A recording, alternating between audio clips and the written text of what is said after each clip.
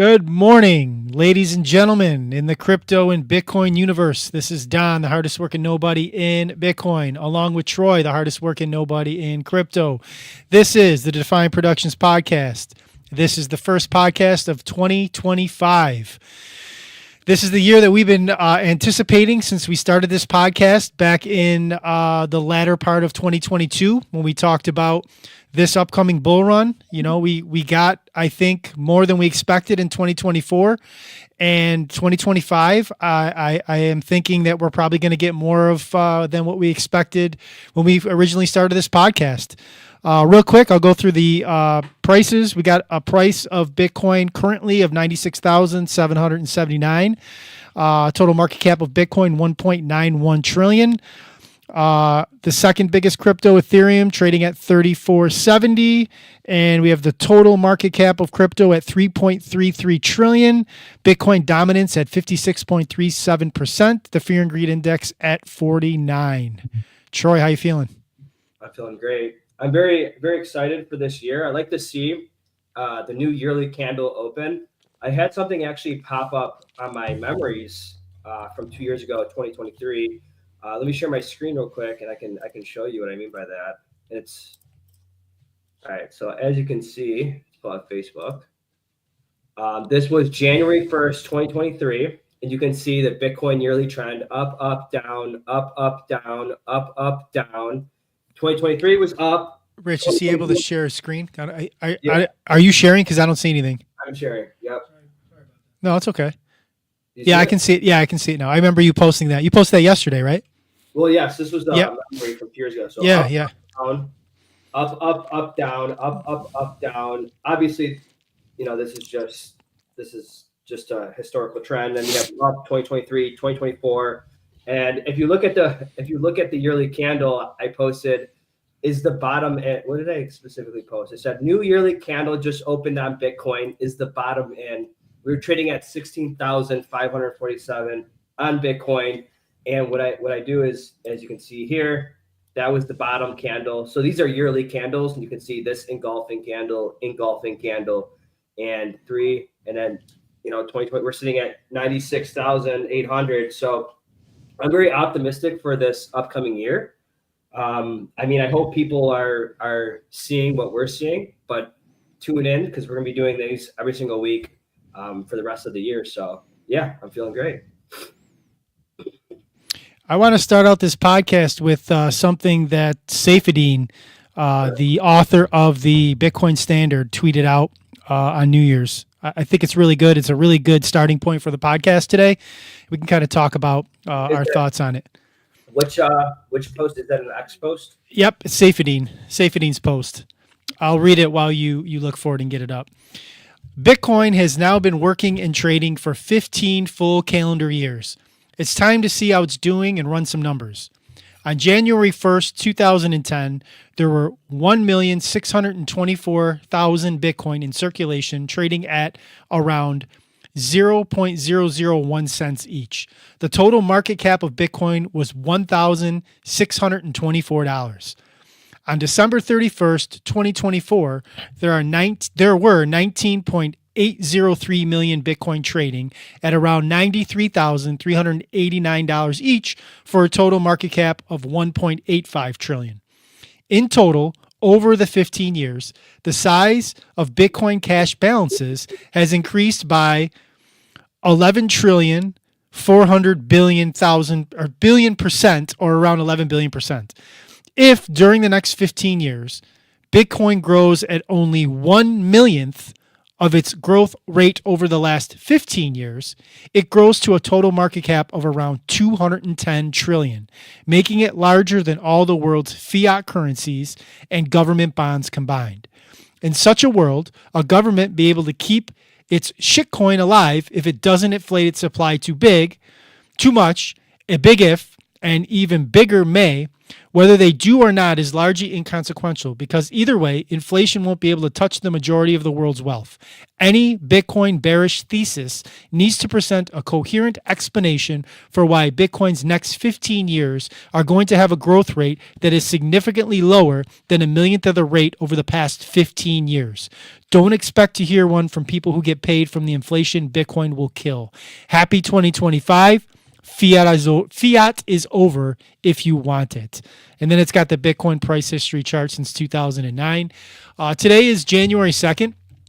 Tomorrow's a big date because tomorrow represents the first day, January 3rd, 2009, that Bitcoin was trading. It did his first actual transaction that Satoshi sent Bitcoin to Hal Finney, who I believe is, Satoshi, as a side note. But what do you think, man? Like that's wild. Like back on January 1st of 2010. Now that's almost a full year after the first Bitcoin transaction was sent. Bitcoin was trading at 0.001 cents a coin. There were 1.624 million coins in circulation, and the whole market cap of Bitcoin was $1,624. About a third of what one ETH coin is right now, 15 years ago.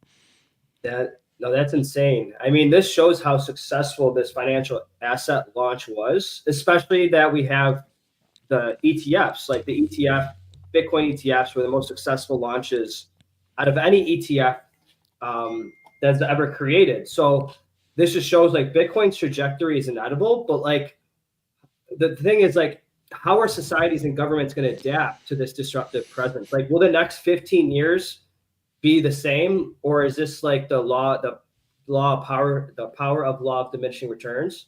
Like, do you think the next 15 years, like, obviously it's not going to be as astronomical as the first 15 calendar years, but yeah, like, what is your thought process on this? Do you think like this won't be as expansion, like this wouldn't be? We're not going to get 11 billion% of a return from like you did from the last 15 years, but I think Saifedean's thesis in regards to 1/1,000,000% of that is definitely in line.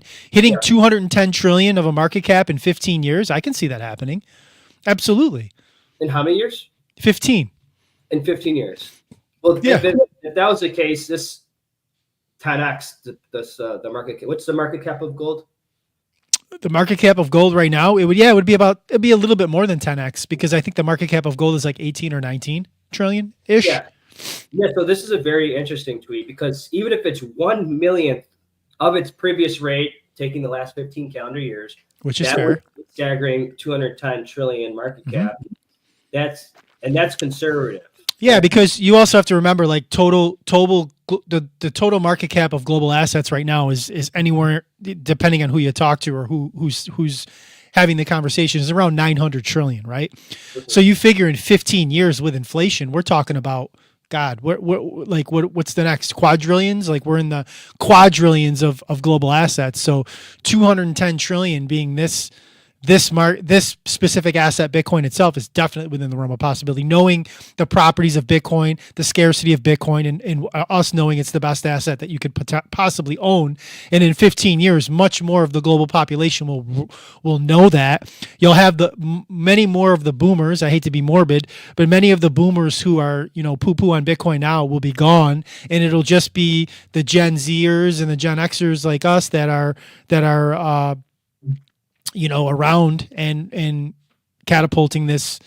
And also you got to remember too, like it'll be our generation of people that are heads of the institutions that will be pumping the institutional money to keep this thing going. Moving on, I want to go real quick to the documenting Bitcoin tweet too, if you want to pull that one up, because it's a good piggyback on what we just talked about.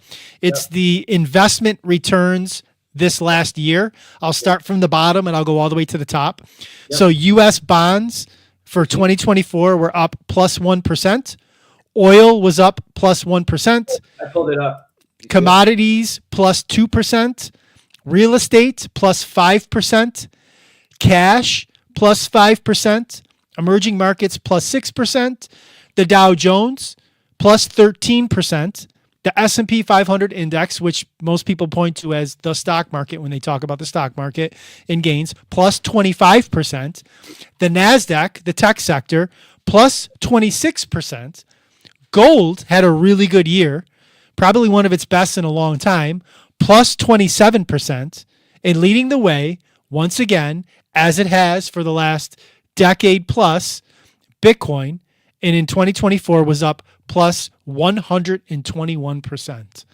So of all the assets you could have owned January 1st, or to be, go back from January 2nd of where we are now of 2024, if you would have held just Bitcoin, you would have outpaced every other asset that you could have put money in 2024.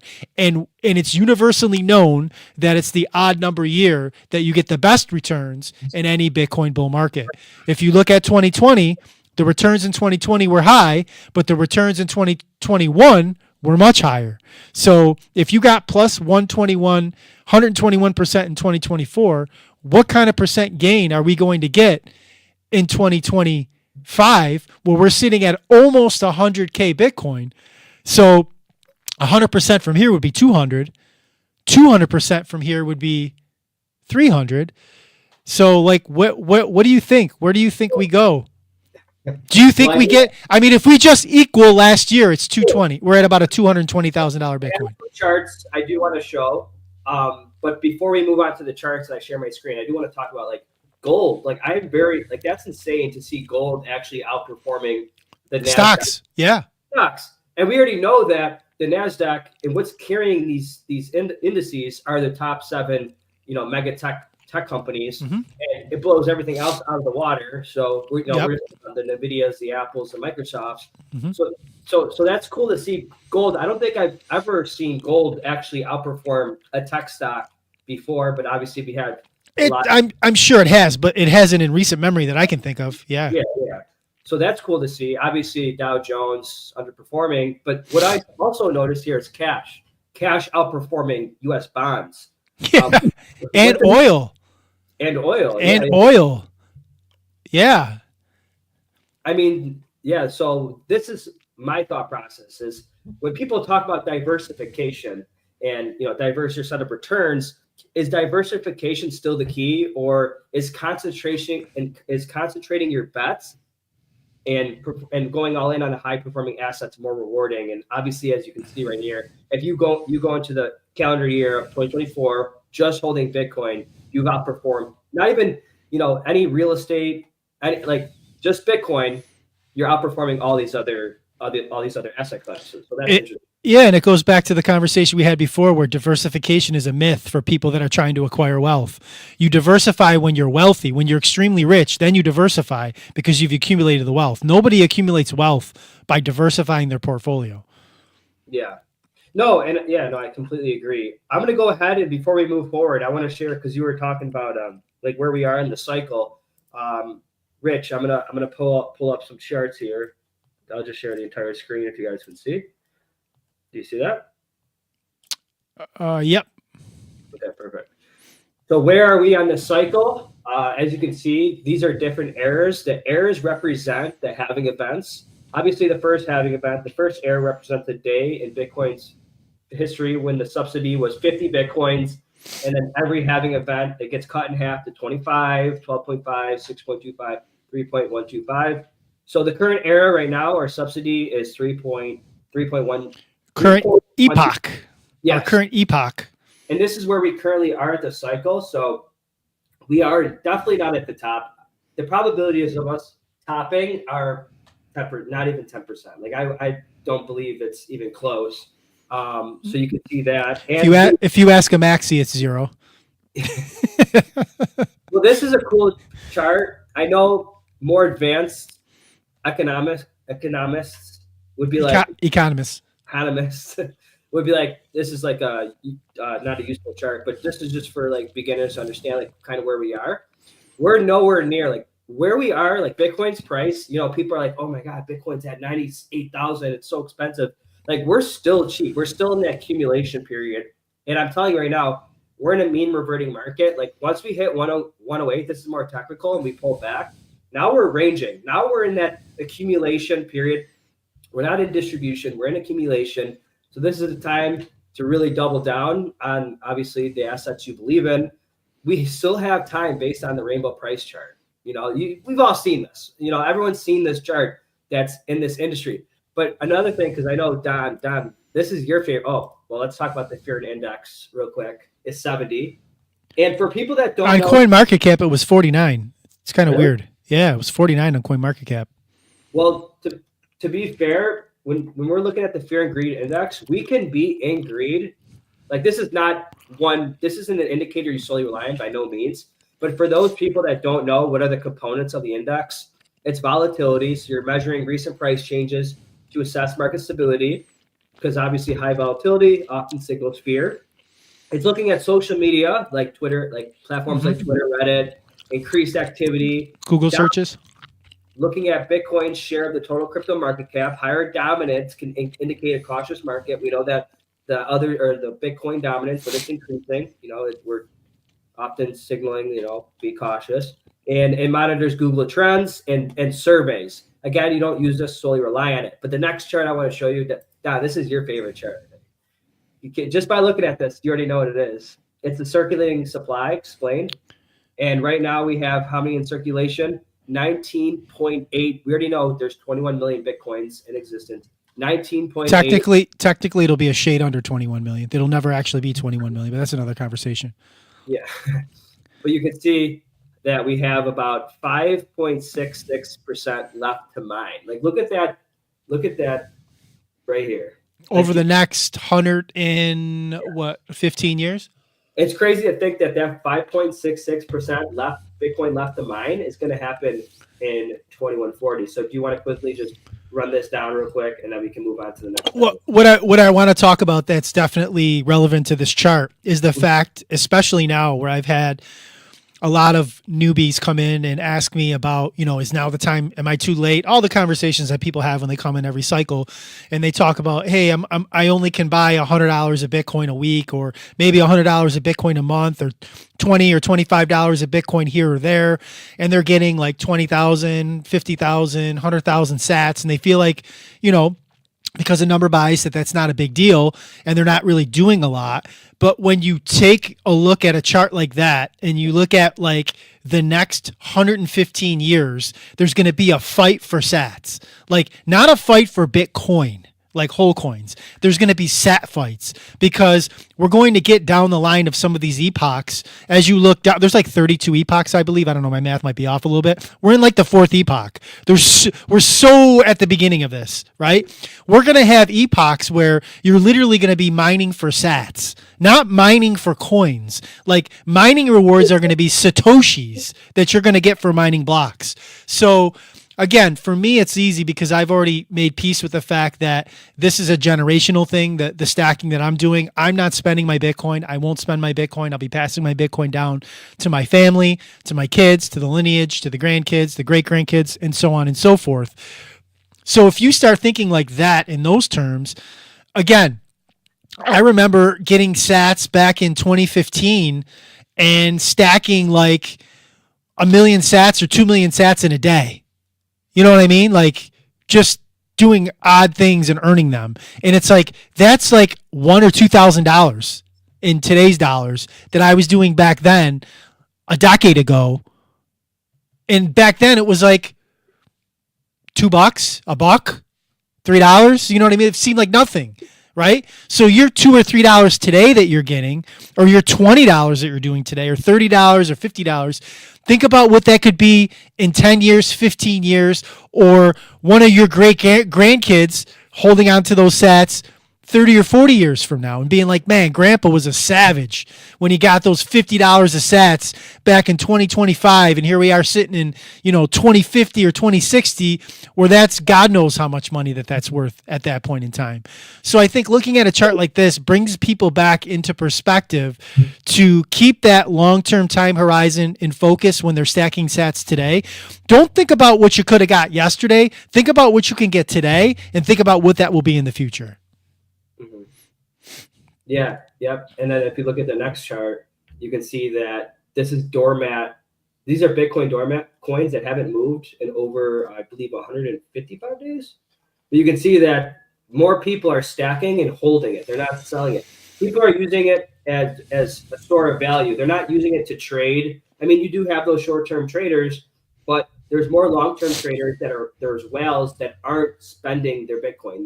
These are total unspent. So as you can see, this is expansion. This is exponential growth. And I think this is just going to be a linear chart up the more people that realize that this isn't something you do. You don't trade this really. You just hold on to this, Another tweet I want to talk about. The first reply of this tweet was literally me, and I didn't even see the reply until I looked down. But when I read this tweet, the guy said, "This hit me like a freight train," and it's literally hit me like a freight train when I read it. It's the Dear Son one. It says Dear Son at the top. The richest men in the world are, if you want to pull that up for the viewers. So, Dear Son, the richest men in the world are 75% entrepreneurs, 15% investors, 7% athletes, 3% artists, 0% employees.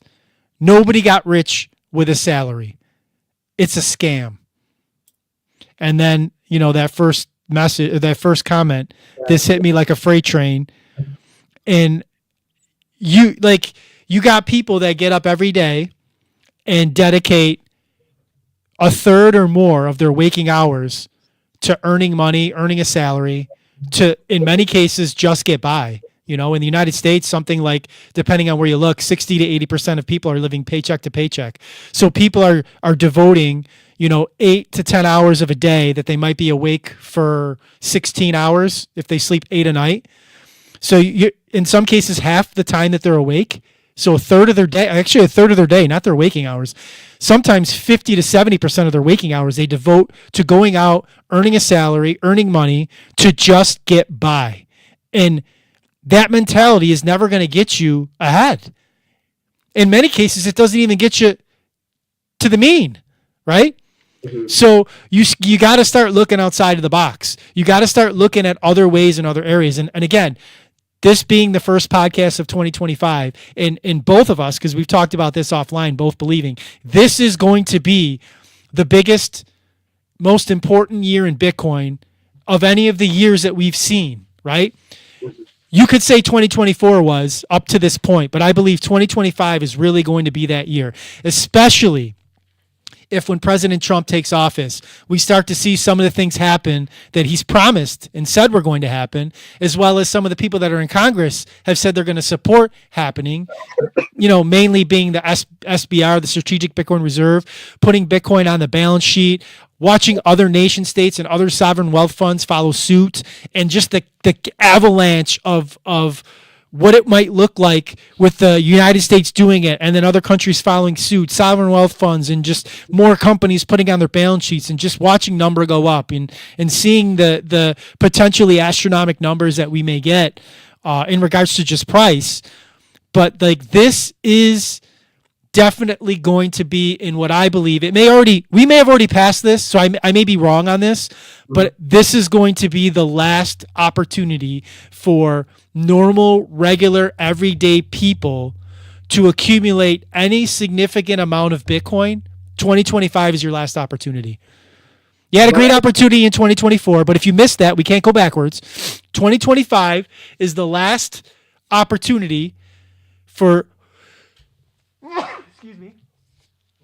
That's what happens when you film live.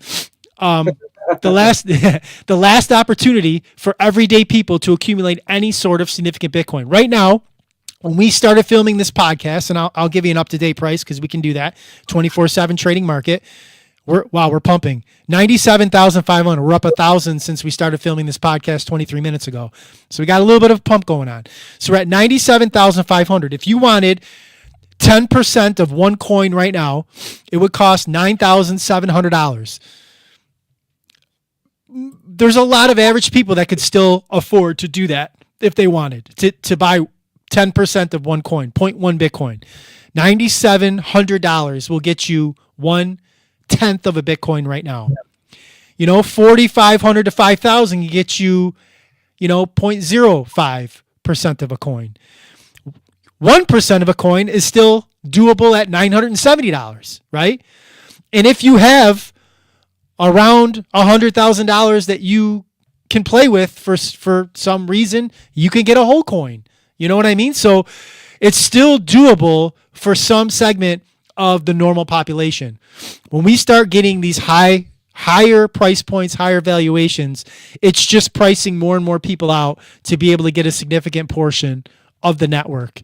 And those $50, $100 buys that you're able to do will just be getting you less and less of the network the longer that you wait. You want to know what this kind of reminds me of? The space race. When you're looking at it like in a global perspective, like, when we had to land on the moon before these other countries, like this kind of reminds me of like the Bitcoin race. Like, and then once game theory, once Trump gets in office and does what he promises to do, which I hope we do, like the Bitcoin strategic reserve, like it reminds me. I mean, obviously I wasn't around. Yeah. You're right. I do, but even bigger than that. Well, I don't know if it's bigger than that, but longer lasting than that. I would say the arms race, the nuclear arms race, is more what I'm thinking, because the race to the moon was like a decade long thing. The nuclear arms race, the Cold War, lasted like 30 or 40 years. Like that was like every country was trying to stockpile as many nukes as they possibly could to make sure that everybody else knew what they had, so nobody would mess with them. You know what I mean? So yeah, no, that's cool. Yeah, that makes sense. No, this candle looks good. Like obviously this is just TA, and TA is fake, and that's another conversation we can have. But so far, like we're starting off the year good. Like I want to give a shout out real quick because somebody just entered the chat. Jimmy Palmieri, he owns a mattress store in Niagara Falls. If you are looking for a mattress in the new year, hit up Jim. Hit up his mattress store. I shared his stuff on my page. He's really easy to find. If you need a mattress, hit him up. Good dude, running a good business, small business, good guy. Get him. I mean, I'm not sleeping all 2025, but for those who, just kidding. You got to rest, man. You got to get your rest. There's nothing more important than getting rest. If you're well rested, you make better decisions when you're rested. There's no sleeping in bull markets, but I think 2025 is going to be a bull run, a massive bull run. But I want to pull up this next week because I feel like I think there's a big misconception between inflation and monetary debasement, and we always use the word inflation. So I'm going to pull up this tweet by Raoul Powell, and it says, eventually... You love Raoul Powell. I love Raoul Powell. You love that shitcoin bastard. Mr. Banana Zone. Dude, he's the man. He's shout out Raoul Powell. He's a CEO of RealVision.com. But anyways, so eventually, maybe by 2030, everyone... All the Bitcoin maxis are tuning out now. Well, we got a little bit of everyone. We got Bitcoin maxis, we got shitcoin maxis, we got global liquidity maxis. But anyways, everyone will finally realize the bubble isn't in asset prices, but in liquidity. Liquidity is used to service the global government debt. Global liquidity lowers the denominator, the debasement. And in this case, the denominator is US dollar. Crypto is the life raft because the asset class outperforms massively. It always all right. So as you can see that, so what you're saying is the real issue isn't that things like houses or stocks are too expensive. It's that governments are printing and borrowing too much money. This makes money worth less over time. So crypto is a safer bet. And when I say inflation, I'm talking about the rise in price of goods and services, which is reducing our purchasing power. But monetary debasement is the reduction in value of our currency, right? And if we're printing more money, this is a monetary debasement of our denominator, which is US dollar. And if we're using Bitcoin as the denominator, we know that that's our life raft. We made tons of videos on this, how Bitcoin is the life raft. That's one of my favorite videos we've actually made. Just to get that clear, like inflation and monetary debasement are completely separate things, right? Do you have any things you want to add to that, or? No, that's pretty accurate. I agree. Yeah, okay, cool. Just want to get that clear. I want to play this because I wasn't there to watch the. Okay, if you're gonna jump to that video, let's talk about it real quick before you, because I like this video, but I want to talk about the sailor party because how was that? Because I know you were watching it. Yeah, So for the viewers that don't know, I'm sure that they do if they're watching this podcast. Michael Saylor held a Bitcoin 100K New Year's Eve party. but it wasn't at He 100K. planned it. I know he planned it. He planned on doing it before it hit 100K the first time, so he just went with it. He said he was going to live stream from his house on New Year's Eve, call it the Bitcoin 100K party, and he had a lot of people there, a lot of guests. A lot of Bitcoiners were there, a lot of Bitcoin people in the space, but he's getting a lot of shit. Well, maybe I'm giving him a lot of shit, but a lot of Bitcoin maxis are giving him shit because there were a lot of shitcoiners that were at this party. You had Altcoin Daily, right? I actually, and I've said this before, I actually like Altcoin Daily's content. You know, I'm not a shitcoiner. I'm a Bitcoin maxi, but I think they produce good quality content and they don't get controversial. They just report news. They stay out of the nonsense and they report what they like. They hold coins that are outside of Bitcoin. They talk about that. They give their point of views. They do interviews. They give relatively good interviews. They've interviewed Saylor. They've interviewed some other Bitcoin people and shitcoin people. I don't dislike them, but what I do dislike is that at a Bitcoin 100K party, you had one of the Altcoin Daily guys talking about their favorite meme coins on that live stream. Now, if you're watching the Michael Saylor Bitcoin 100K party live stream, you're probably the demographic overwhelmingly Bitcoin maxi, right? That's going to be your demographic of people that are watching it. And you have shitcoiners on there talking about meme coins for a guy that's leveraging his company because he believes in Bitcoin and all the things that Bitcoin maxis preach in regards to the Bitcoin properties. Yet you have all these shitcoiners like Altcoin Daily. Crypto was there talking about his nonsense. You just had a lot of shitcoiners that were there. And the other thing too was like everybody was so focused on the price, talking about like their price predictions. I know we talk about a little bit about that too, but like the value in Bitcoin is so much more than just the price. I feel like the alpha to talk about isn't the price, especially when you're recapping the year and like Bitcoin being mainstreamed and all the great properties and what we expect to happen in 2025, especially with what we just talked about in regards to the Bitcoin strategic reserve and why we believe countries are going to be, adopting it and sovereign wealth funds will adopt it and new companies will come. Like, number go up is only a small portion of that. You know what I mean? Like, yeah, everybody that are fiat driven mindset are thinking of that, but like people that really dive down the Bitcoin rabbit hole understand that it's so much more than that.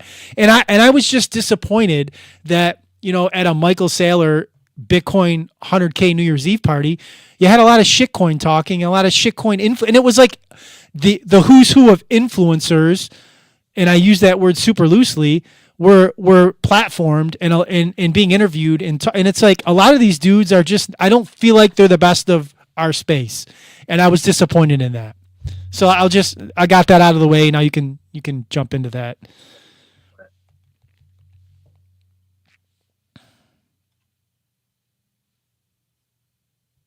I can't hear it. Troy. You might not be able to hear it, but it'll play. It'll play for the viewers.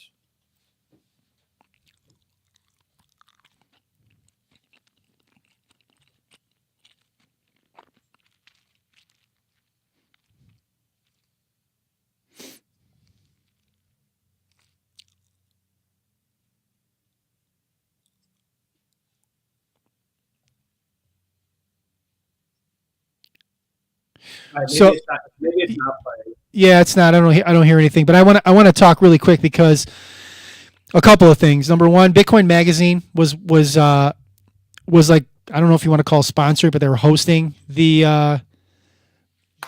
Yeah, I can't hear. Yeah, I see it. I see it. Oh,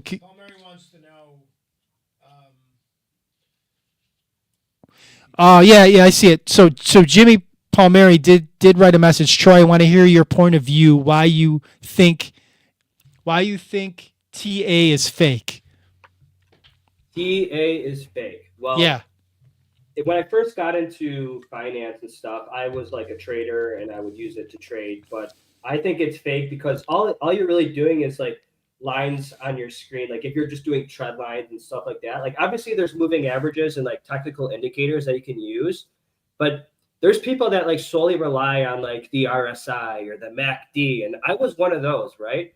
And you could do that, but you have to use more than one source of, one indicator, one technical indicator. So like if you're drawing like lines, like for example, I'm drawing like a support and a resistance and like all these things, like in reality, it's not real. It's something to like, yes, you can get an edge, but what's the number one driver of markets? It's global liquidity. Hmm. It's Yeah. not support. It's not a resistance. Like, yes, you can use it to get an edge, but don't solely rely on technical analysis to determine your trading. Don't get me wrong. If you're short-term trading, if you're like micro scalping, yes, you can do like breakouts and trade a little bit, but not you can't out trade a trending market. Right now, if you're trying to trade Bitcoin, you're better off just holding, riding the trend and holding and hodling it than just trying to do these micro trades. Don't get me wrong, I do a little bit of like TA when I'm doing my short-term trading, but as far as like hodling Bitcoin and knowing the value of Bitcoin, like it doesn't matter if it's trading at 96,000 or 97,000. If you want to capture that little micro trade through like a TA perspective, that's fine. But it's I shouldn't have said it's fake, like it doesn't exist. It Right. obviously exists, you can use it. But just keep in mind that if you are going to do TA, you are going to use indicators. You need to use more than one indicators. I use 10 to 12 different indicators because I'm not going to go in this market emotional. I need a bias. I need evidence. So I'll use data. I use quantitative data to determine like, okay, what direction, what are the because finance is a game of probabilities. So if you can increase your probabilities by using multiple, moving averages or different, proven indicators, then yes, go ahead. But it's not the number one driver of markets. You know what I mean? So, I mean, are you a trader? Do you trade? I think Jimmy does. Yeah, Jimmy does. He's been in crypto for a while. He's Okay. he's owned it. I think I want to say back in the 2017 cycle he was around for, definitely. And I generally I don't trade. You know that I just hold. But I would be more apt to look at the global liquidity chart than I would be necessarily technical analysis to see what's going to happen, because the GLI is going to be basically where you're going to see much of the movement happen, because you need liquidity for asset prices to increase. It's just Yeah, and kind of how things. markets are often like there's unpredictable events that happen that It's like, also a lagging indicator too. and it just throws technical analysis out the window. Does that make sense? Yeah, yeah. And And you then got events, black swan events too. Will always throw your TA off too. yeah, and then people are like seeing patterns and stuff, and just like there's things that are out of our control. So like, don't solely rely on technical analysis. If you want to do it, that's fine. But also, understand like different macroeconomic events that could happen, and just make sure you're doing the right indicators. Not like the MACD or the RSI. But if you're going to use the MACD and RSI, use them both. Use 4 more indicators. Like you can search different indicators to like, So Yeah, yeah. Getting back, that was good. I'm glad you answered that for him. Getting back to the sailor party. we'll trade together. Getting back to the sailor party and talking about like that, like so Bitcoin Magazine was the host. They were the ones that were the panel, I guess you could kind of say, that were like leading the conversation. And not a huge fan of Bitcoin Magazine anymore. I don't really. Their content has there's a couple guys that I do like. One of the guys that's associated with Bitcoin Magazine, who I follow on X, who I think is really good. He's definitely a Bitcoin maxi. McShane, I like McShane, and he was actually interviewed. He wasn't on the panel. He was walking around and he was interviewed, and they were asking him what he thought the biggest thing for 2025 would be, and they were trying to get him to talk about like the SBR, talk about price, and he said the biggest thing I'm looking forward to in 2025 is if President Trump follows through on his word to free Ross. And I thought that was awesome. And I was watching it in real time, and I tweeted that McShane's a real one for saying that, and he ended up retweeting my tweet after. I think the next day he was like going through his stuff, I'm sure, after the party, and he retweeted that tweet. But I like McShane. He's associated with Bitcoin Magazine. But Simply Bitcoin is the podcast that I probably watch the most out of any podcast now. Opti and Nico are the two hosts for that podcast, and Nico's the guy that's in this clip here, and Nico's a real one. He's a Bitcoin maxi, and their content is solid when it comes to Bitcoin. I really like the content that they put out. I really like the daily podcast that they do, and he really talks about the change not like they talk numbers like we do at the beginning of the podcast. They'll tell you the price. They'll tell you what block we're on. Like they'll give you a little bit of the numbers because people want that. But the meat and potatoes of the podcast is really like change the money, change the world, right? Tyranny, central banking, self-sovereignty, like all the things that Bitcoin was created for that have nothing to do with price and number. And they really focus on that. They're a Bitcoin Maxi podcast that I would recommend if you're watching our podcast and you don't watch theirs, you should watch their podcast. It's a really, really good podcast. And Nico was on the stage at the party and he was talking the Bitcoin talk of basically saying like Bitcoin will free humanity from the tyranny of central banking. Like that's what this thing was created for. It's great to have a party to talk about 100K Bitcoin. It's great to talk about like what MicroStrategy and Michael Saylor's doing in regards to leveraging Bitcoin. But like, let's get back to the thesis of what Satoshi really wanted to do, which was to get rid of central banking, the Fed, all these global central banking Ponzi scheme monopolies and get to what this thing is really about in fixing the money. And if you fix the money, you start fixing problems in the world. You know how we talked about like leverage and collateral? Well, we have a tweet right up here, and I don't want to share my screen because when you sent me this was very interesting to me because this is like where we're headed, right?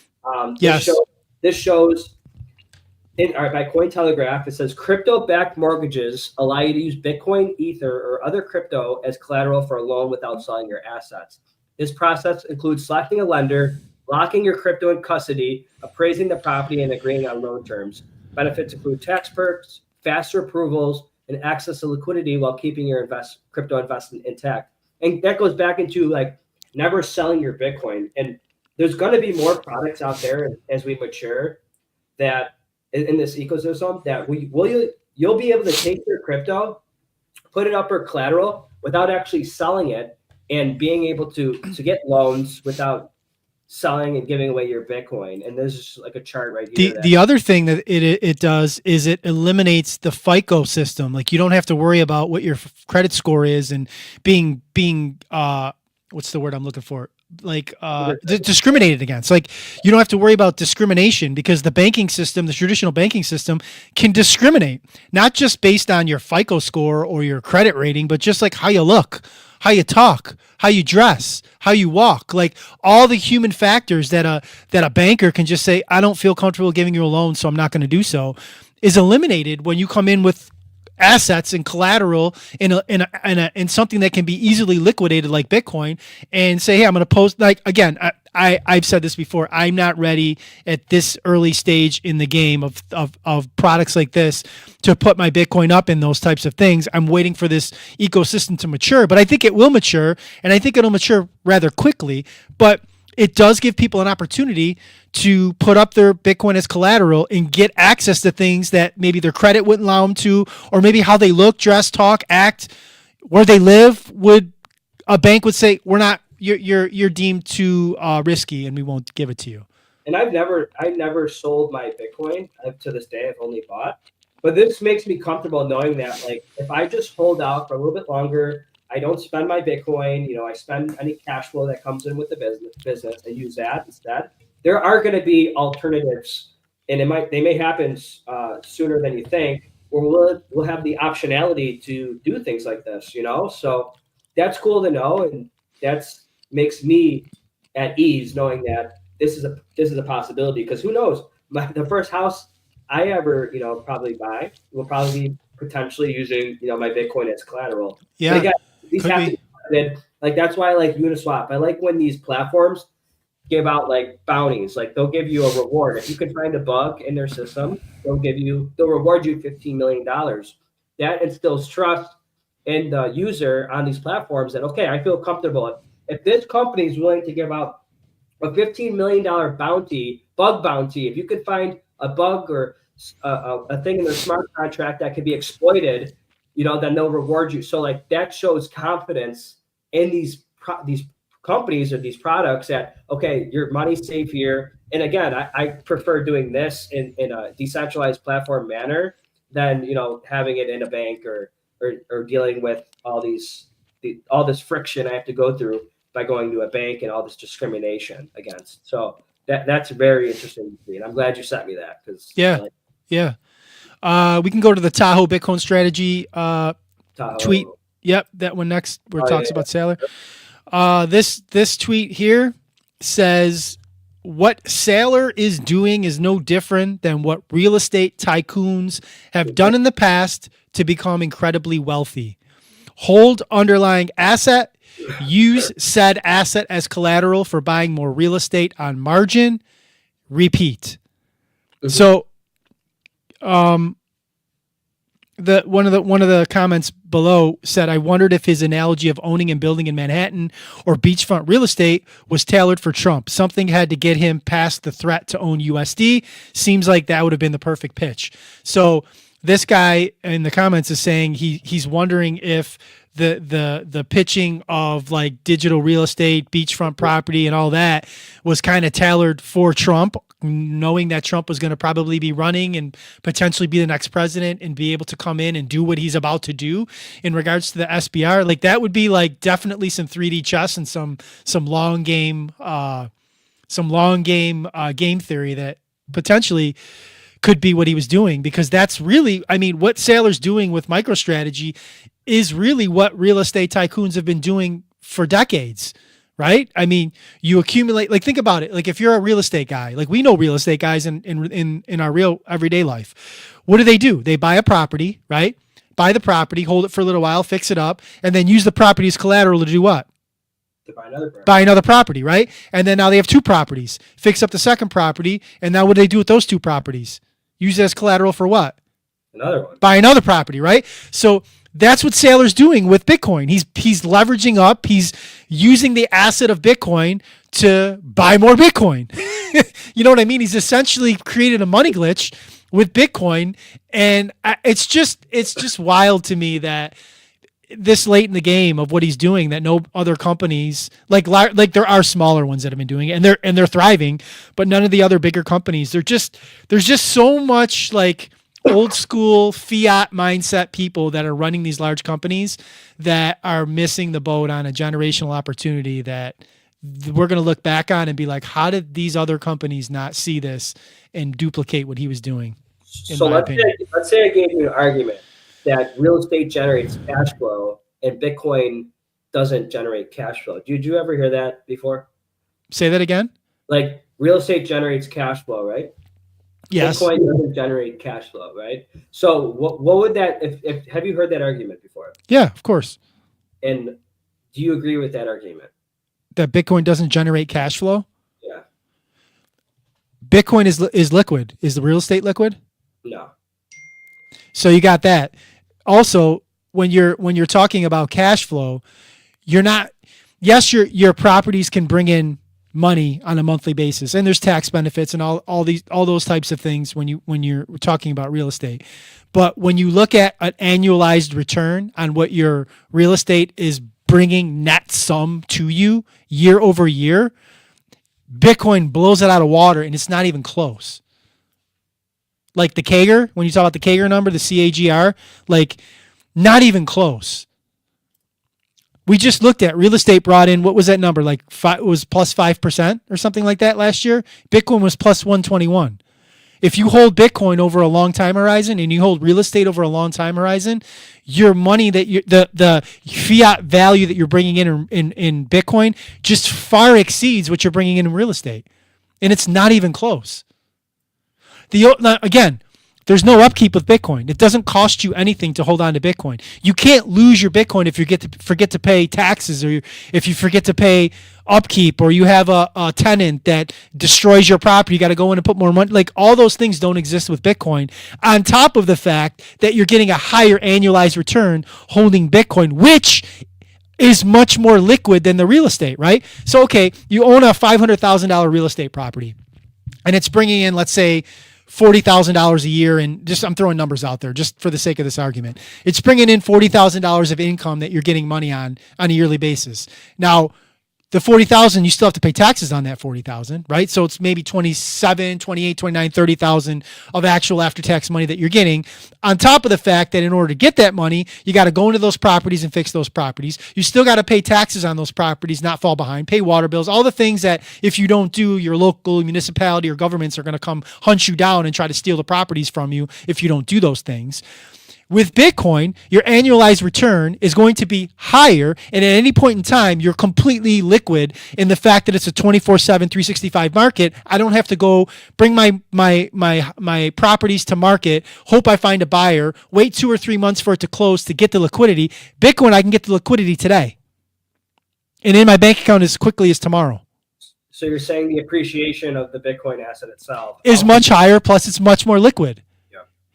And I understand that with properties, you're going to be able to, earn an income per se off those properties on a monthly basis because you're renting or whatever the case may be, what you're doing. But even in those circumstances, there's still a lot of risk that you don't have with Bitcoin. If you're self-custodying Bitcoin, obviously, not holding it on an exchange and having an FTX-like event happen for you. But there's just so much risk that real estate people just ignore when they have this argument that you don't have it all with Bitcoin. Not to mention that your annualized rate of return, which is what you're in this game for, a rate of return, right? With Bitcoin, I'm not getting a monthly or yearly rate of return. I'm holding it for the long term, and I'm beating your yearly rate of return or monthly rate of return that you're getting in the long term when I go to actually bring my Bitcoin to market to sell. You're just getting it on a monthly basis because you're getting cash flow from that asset in the short term. But when you're talking about investments and you have a long-term time horizon with an investment, my Bitcoin is blowing out your real estate, and it's not even close, in an annualized rate of return over the last 10, 15 years. And if we look out to the next 10 or 15, if you buy a $500,000 property today and you get cash flow from that property for the next 15 years, and we look at what my Bitcoin is worth in the next 15 years in an annualized rate of return, I bet you I beat your real estate out of the water. The truth. That's the argument. And you're gonna have a really good debate with real estate people because, again, I'm not a real estate guy. I've only owned real estate outside of my own property once. I flipped a property one time. I've never really got into real estate, so I don't know it as well as some of the people that we know would be able to have a really good argument on that side, and it would probably be a really good argument. And I'm not saying not to own real estate and it's not a good thing to do. Like, people that do that do it well because they've studied it, they understand how it works, and they do it on a high level. The same way that I own Bitcoin, the way that I own Bitcoin, and I've done it at a high level and then be able to, accumulate the kind of stack that I've accumulated because of that. Because of the understanding I have of the asset class, the studying that I've done, the deep understanding I have of it. Real estate people have that same understanding, and the people that do it really, really well are going to have a good argument of why that they're doing it in such a way, and they believe that that's better than Bitcoin, and I'll believe what I believe, and we could probably have a good debate on that. But when you look at pure numbers, the CAGR for Bitcoin is just blowing real estate out of the water. So what about like the Grant Cardones of the world and all these people that are buying, hotels and stuff? His brother Gary is slowly getting him to be a Bitcoin.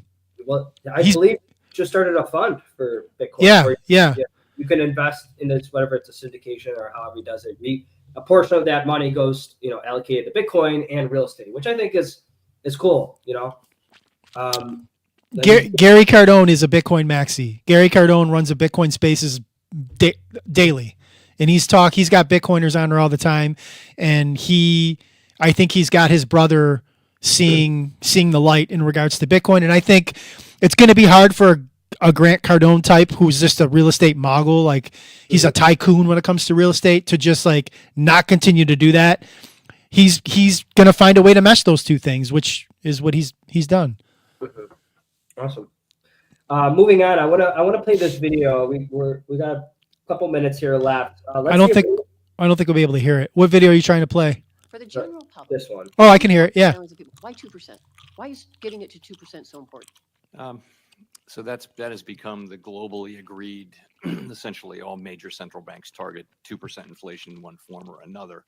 How does that help my Nevada families? How does that help people in Nevada? I'll tell you how it does. And it's I guess it's obviously not it's not obvious how that is, but what 2% Lying piece of shit. have people believe that inflation is going to go back to 2% really anchors inflation there, because the evidence is and modern belief is that people's expectations about The gifts are great. actually have an effect on inflation. If you expect inflation to go up 5%, then it will. If everyone kind of expects that, because that's what businesses and households will be expecting, and it'll kind of happen because they expect it. So, but what really hit me on this before I read Alan's thought is this comment that says it's even worse after 30, because obviously those numbers compound over time. Yeah, of course. After 35 years, even at their target rate of 2%. Yes.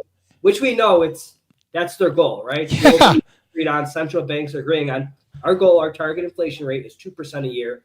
That cuts your wealth in half as these numbers compound over 35 years. Yeah.